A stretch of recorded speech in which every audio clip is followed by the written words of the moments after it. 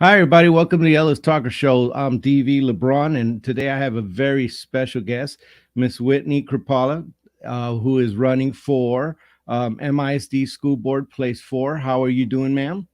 I'm awesome. I'm so happy to be here. Did I say that right? I just wanted to make You sure. did. You Good, good, did. because I don't like butcher names at all. It's just not my thing. So I'm grateful that you came on the show. I know that you kind of wanted to avoid some of the other ones for different reasons, but I'm grateful that you came here, and I want to thank you for that.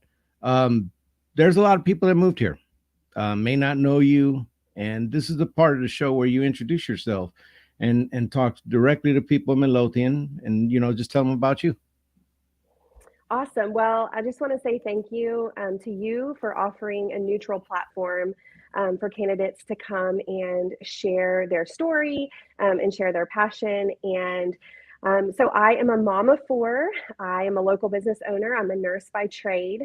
And I'm deeply invested in our community. I serve on multiple local boards and have three kiddos that go to McClatchy Elementary and one who will attend McClatchy in a couple of years. And I believe very strongly in our school district. I'm a product of public education all the way through two master's degrees. And so I really am passionate about the opportunity that public education can give to our community. and and that is passion is something that it definitely is required in this position. So you know that this position requires a lot of hours, and you're a mother of four. You got other, you run a business, you have a successful business that you run, you have a lot going on. um you know, are you going to have the time to, and I ask this of all the candidates because it does take time, are you willing to give the time that's going to take for you to be involved? Absolutely. And I love that question. I think you prioritize and you make time for the things that matter.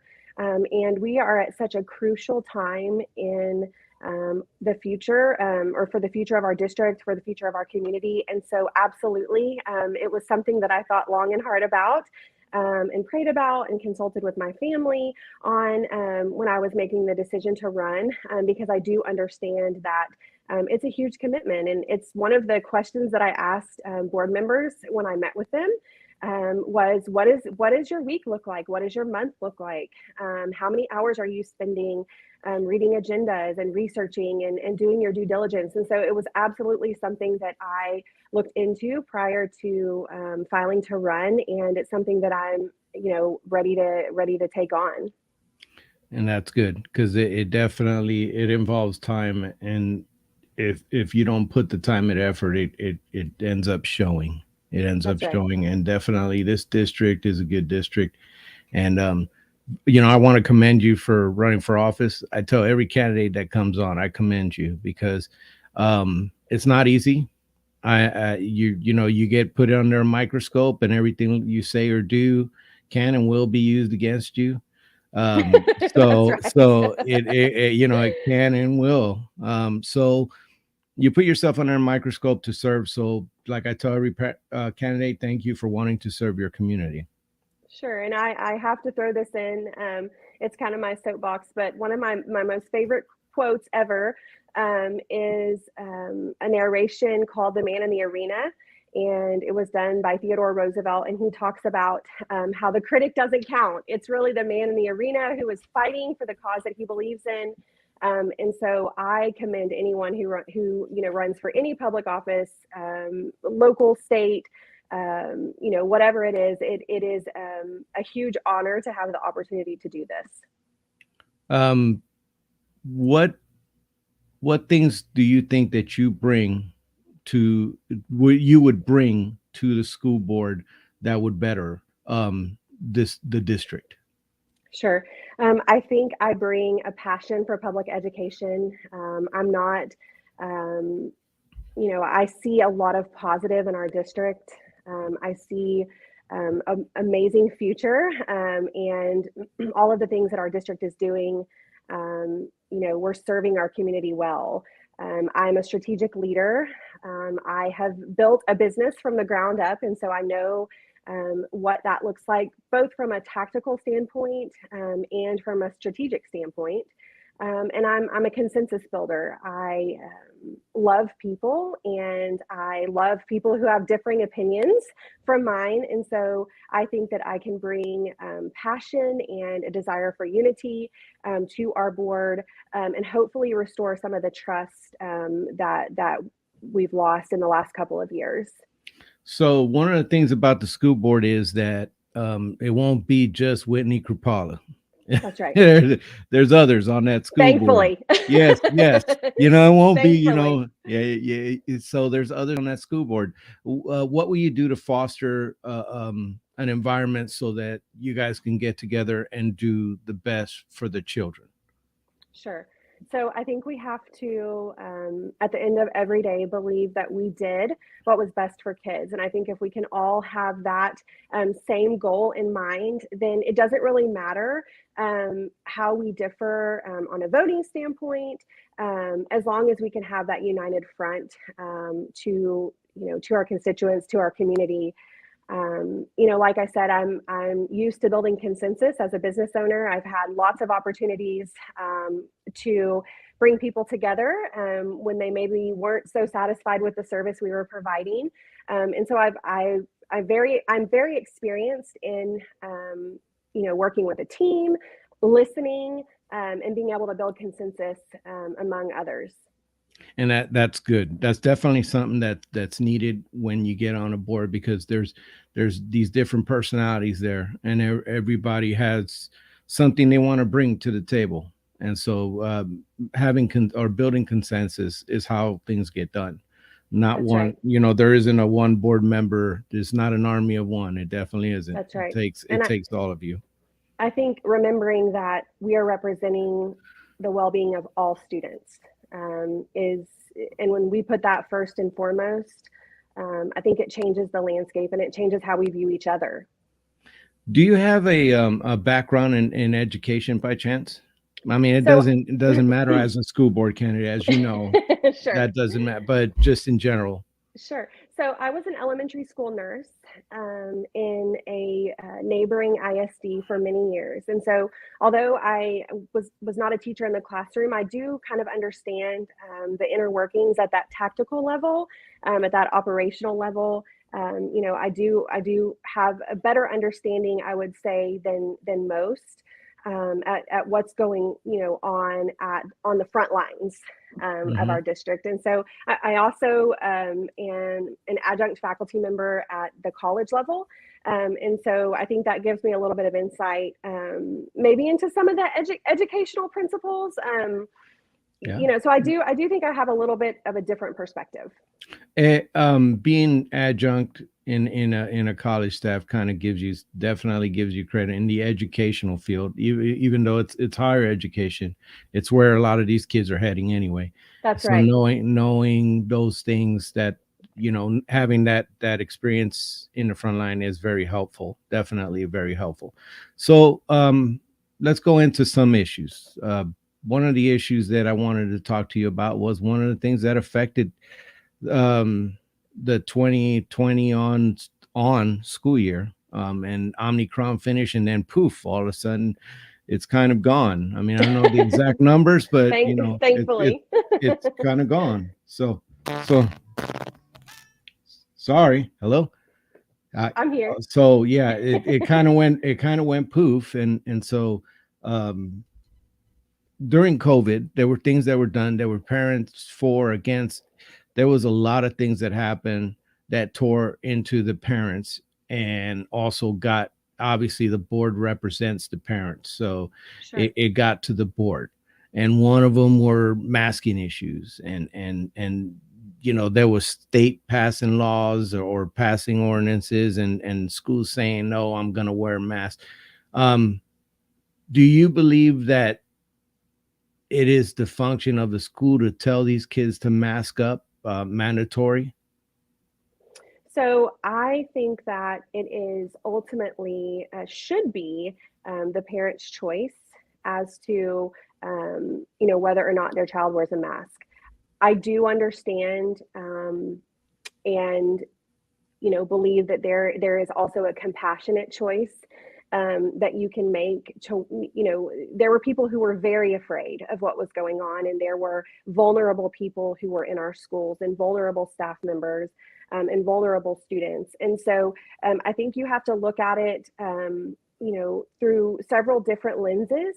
And I ultimately, think I think it should be the parent's choice, but I do also see the other perspective of having compassion for those who are vulnerable. Okay. Well, I mean, that was one of those. It really polarized people. I mean, it was really nasty. It seemed like COVID brought out the worst in us sometimes. And so, at that same time, you had uh, some race things going on, and while our community handled it with a lot of grace, a lot of communities did not. And so I don't want to get too far into it, but just in general, um, what do you think as a board member you can do to make kids that probably don't look like the rest of us, or look like the rest of the kids, or are slightly different? What can you do to make them feel welcome as a school board? Sure. So I think that it starts right here. And it starts in my own heart, recognizing my own biases. And then it starts with teaching my children how to respect human dignity, and how to love all people, regardless if they think like us or look like us. And I think when we each hold ourselves personally responsible and accountable for that, it's easier to hold ourselves accountable as a board. I do believe that every human, whether they, look like me, act like me, believe the same way I believe, have the same socioeconomic status as I do, I believe every human is valuable, and human dignity is something that we can offer to everyone. And so I think it really starts at home. And I think it starts as holding ourselves accountable, for the way that we speak, and the way that we treat others, and modeling that for our students and for our fellow board members. Um, that it does start at home. It starts in the hearts of people. That's how we change a society, and that's just me on my soapbox. But it's just something I believe, because if we don't do it at home, if we don't talk to our kids at home, then what happens is the government gets involved, and we all seen what happens when the government gets involved. So one of the That's things right. that people have problems with is, and you'll hear this at school boards, CRT, and the other one is, well, it escapes me, but CRT, SEL. Okay, SEL. Um, those things kind of get, there's problems. Some people say it's in the school, some people's not. Some people say it's kind of, it may not be, it may not say CRT on it, but it definitely has the tone. um, as a board member, do you know what kind of policy you can set for and against that? And how do you communicate that with the public? Sure. So I think one thing that we have to really identify is whether or not we're talking about CRT or SEL. And I think we have inextricably linked the two. And I will say, from an SEL perspective, the social emotional well being, coping skills, self awareness, um, self motivation, those kind of things are things that I want my own children to learn about. I teach those at home, and I think it's a great idea for the school to reinforce those things. I think the issue is that we have made that the same thing as CRT, which I do not agree with. I am against. Like I said earlier, I value every person for who they are, and so I think any philosophy or theory that inherently calls out one race or another is just not appropriate to be a part of our curriculum. And as far as I know, it's not being taught in Midlothian, and will not be taught. And so, like I mentioned earlier, I think where we have to start is teaching our own children in our homes, you know, how to value each other and how to value human life. Um, Yeah. You know, it's Value. it's it's polarizing. It's something, of course, that um, I've dealt with almost daily, getting questions from people. But I think when we talk through it and we look at, are we talking about SEL or are we talking about CRT? We actually have a lot more common ground than what most people realize. So how do you kind of balance that? Let's say, you're elected. How do you balance the interest of, each group? How do you respectfully get there, and how do you deal with a parent that doesn't agree with you? Sure. So I think listening is is a big tool that we can all use and do more of. I know in my own life that's something that I'm working on is listening and actually hearing what other people are saying. Um, I um, when it comes down to it, I'm representing, if elected as a trustee, all children, not just children who look like me or think like me or whose family looks like mine. And so I think we start with listening, but I also think we have to realize what the scope of the school board is. And that some of these things that we feel so passionately about um, might be more values based and less policy based. It definitely is something that, they're strong feelings, and they're going to approach you as a board member, and knowing how to listen and hear is definitely going to be something that's important. Now, do you commit to complete transparency as a board member? Can they read? Can a parent? I heard this or that. Can they reach out to you as a board member if you're elected? Absolutely. And I think anyone that knows me in my personal life knows that that is a core value of mine. I'm open. I'm honest. I'm always willing to sit down and have a conversation, even if we don't agree. I think everyone brings value to the table, and if we all have the best interest of kids in mind, then we're going to be able to find some common ground. Excellent. Now, you have and this is kind of a, let me cover that. Since we're on social issues, let me cover bullying. So there was a video from my friends at Cement City Chatter. They were talking Mm-hmm. about a kid who was bullied at, I believe it was Dietrich, but I'm not positive. There have been other stories. His was pronounced, but there have been other posts in different, and they usually do not last long. They get taken down for legal reasons or other reasons. But there's been a lot of instances of that happening, or parents perceiving that. Um, as a board member, somebody reaches out, says, Whitney, my kid got bullied, and the principal basically told me go away, or I didn't get any response. What do you do as a board member? So let me preface this conversation by saying I was incessantly bullied as a young person in junior high, especially. You could not pay me any amount of money to go back to junior high. And so I empathize with these parents and students. I know firsthand what it feels like, and I have. It's probably one of the things that uh, makes me bristle up more than anything. And so I think as a board member, being able to empathize with that, but also being able to guide that parent up the chain of command, and making sure that the appropriate actions are taken is within my scope. Now we have a tactical team of leaders at the cabinet level and also at the school level who are charged with taking care of those things before they get to a board grievance or something like that. And so I think it's important that that chain of command is followed. But I'm also a human, and so I also want to offer my empathy and my understanding and my listening ear for that parent or that child, because I think that goes a long way. Okay. um I hope those parents that have experienced that are listening, and or they will listen and hear that from you.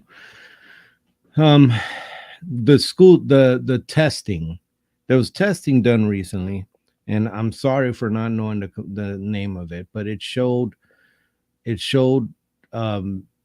disparities between different schools in the district. It showed that our kids are, they're what was the word? They're making approaches, or but it's still bad. Meeting Approaching, yeah. approaches. That those were nice words for we're trying to get there, but it they looked bad. They did some of the scores, and then when it came to special education, they suffered. Now I know that the pandemic and the way we did learning during that time affected it. As a father of a special needs kid, I understand how that affects special needs kids. It affected other kids as well. It affected kids differently in the district. As a board member, how will you help Dr. Fay or talk to Dr. Fay about addressing some of those learning discrepancies that happen? So, I've studied the data, and I would encourage any parent that hasn't looked at the data to go onto the board website, pull up the meeting agendas, and look at some of these reports for themselves. And this is the kind of thing that keeps me up at night, because as someone who is interested in representing all students, I don't like to see that all students are not achieving excellence. I think there's things going on at the state level that are just, quite frankly, out of our control. And I think we have to focus on identifying where are those gaps, looking at the trends, and then trusting our leaders. We have an amazing superintendent who's a wealth of knowledge, and trusting that she's going to be able to affect change to close those gaps. So, it is the role of the school board to grade the superintendent, evaluate the superintendent, but it's really that superintendent and her cabinet and the principal's role to focus on academic achievement. And so certainly it's something that I've been on watching. There's gaps other than in multiple special populations, not just special education. And so it's definitely something that we need to address. Do I have all the answers right now today? No, I don't. And I'm not going to sit here and say, we need to do this, and this. But I definitely know that we have to do something. Yeah, it was English language learners, socioeconomic, and then it was special needs kids. There was just scores were just down on every single one, and it was a lot of it had to do with the pandemic because of the way they were learning and online. A lot of kids went back, but that's everywhere. That happened everywhere. Sure.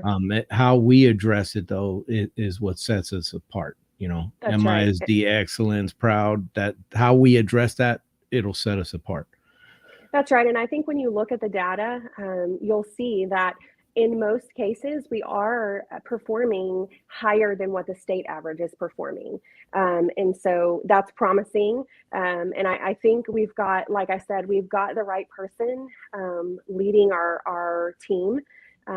It's just going to take a little bit more time, and we're going to have to dive a little bit deeper into some of those gaps to really hone in on what exactly is going on.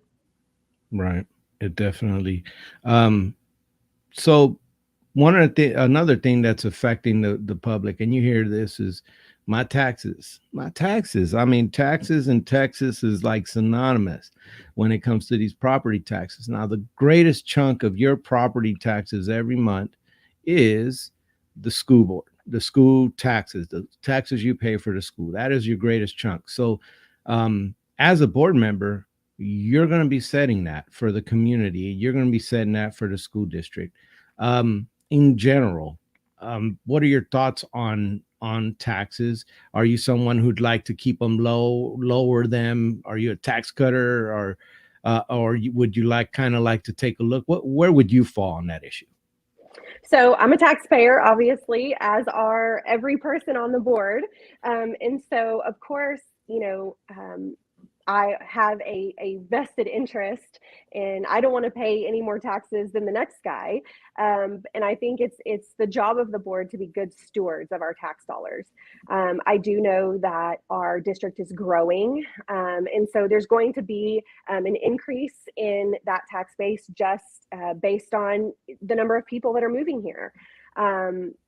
I think good stewardship is a value of mine.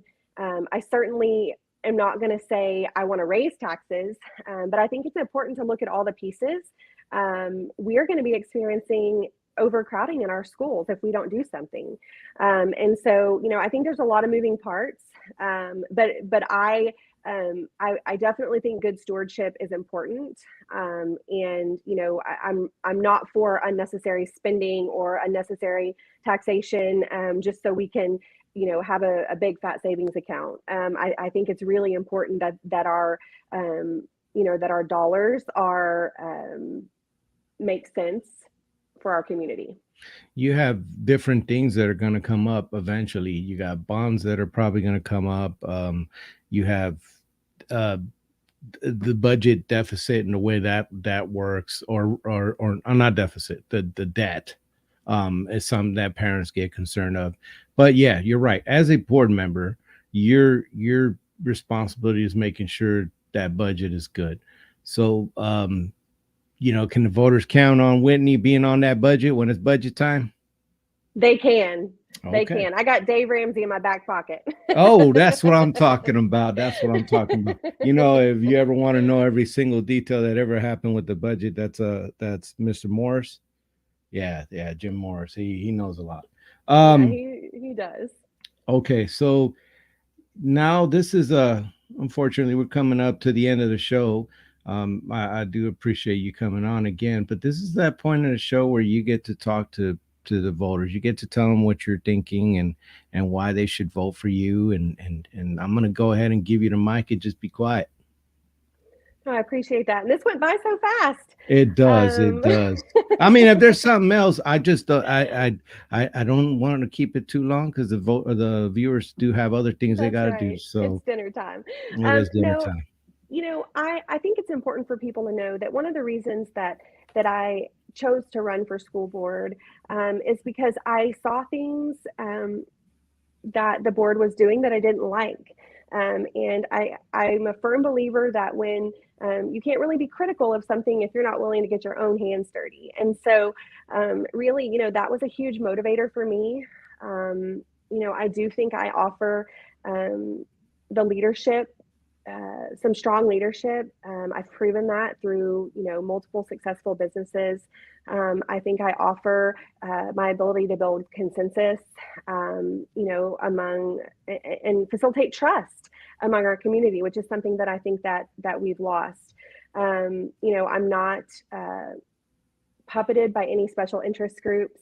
I really am about all kids. That's why my slogan is Krupala for kids, all students, every teacher, every classroom, because I think that's the only way that we are going to achieve academic excellence in our district, is if we really put the well-being of kids at the forefront. And I don't want to take credit for this statement, but I have to say it because it's something, it really was an epiphany for me. And that is, the little people are waiting for the big people to get it right. And so I think at the end of the day, whether I'm elected or not, I'm still going to continue to serve, and champion that cause. And they're waiting for um, the governance to start because there has to be governance in order That's for it right. to go well. You know what? I was going to let you go without asking you about the most important thing, and that's CTE. Now, the CTE, I mean, that is big. These kids, they're going off to college, getting big debts and not getting their degree, or not, their degree not working out. No, I'm not bashing on college. Some of the folks have Sure. made a great living on college, obviously. Can you tell me briefly, real quick, about CTE, and do you support, having the trades, ROTC, or anything other than just college programs? Absolutely. So I'm actually a member of the CTE advisory board at the Mile. Well, It's a hey, you huge, should have interrupted me and yeah. been like, hey, we're not ending this. Yeah, that's right. It's a Go huge ahead. passion of mine. I think we've seen throughout the past couple of years that there are a number of trades that we just don't have enough of in the workforce. And mechanics and plumbers and HVAC people and welders and health careers. There's just not enough people to meet the demand, and so I'm a huge proponent of our CTE campus. I mentor students, entrepreneurship students at the Mile. And every day I get to see how these programs are impacting our kids, and changing their lives and giving them opportunity to do something other than go to college, and giving them opportunity to be prepared to go into the workforce. And many of them make very, very healthy salaries that can support a family. And so I really do think it's the way of the future. And I'm ecstatic that we have a superintendent whose passion aligns with mine, and who has big goals for our CTE program. And so it's definitely something that I want to see us continue to grow in our district. Well, there you have it, folks. Now I've asked all the questions. I appreciate you coming on and talking to the people and bearing with me. And I wish all the candidates the best. Every candidate that comes on, I wish them the best. The show does not root for any candidates. I stay non-biased when it comes to the show. So thank you so much again for coming on, and good luck. Awesome. Thank you for the opportunity. Bye. Have a good